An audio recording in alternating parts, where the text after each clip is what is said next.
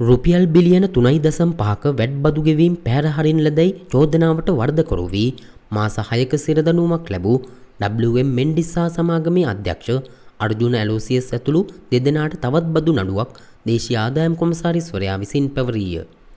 WM Mendis සහ සමාගමේ 2019 හා 2020 වර්ෂයන්ට අදාළව රුපියල් කෝටි 103ක වැඩ බදු නොගෙවා පැහැර හැරීම සම්බන්ධයෙන් අර්ජුන ඇලෝසියස් හා ඇන්ටනි රන්දෙව් ජිනේන්ද්‍ර ජෝන් යන අය වග උත්තරකරුවන් කරමින් මෙම නඩුව පවරා ඇත.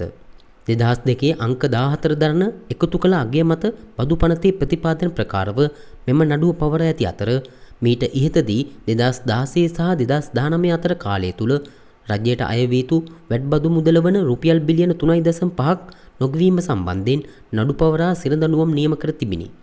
2019 හා 2020 වර්ෂවලට අදාළව වැඩබදු නොගැවීම සම්බන්ධයෙන් වන නව පැමිණිල්ල අද කොළඹ අතිරේක මහේස්ත්‍රාත් පවිත්‍රා සංජීවනී පත්‍රන මහත්මිය ඉදිරියේ කැඳ වූ අතර වග උත්තරකරුවන්ට ඔක්තෝබර් මාස 13 වෙනි දින අධිකරණ හමුවේ පෙනී සිටින ලෙසට සිතාසි නිකුත් කළාය. දේශීය ආදායම් කොමසාරිස්වරයා වෙනුවෙන් නීතිඥ දිනේෂ් පෙරේරා මහතා පෙනී සිටියේය.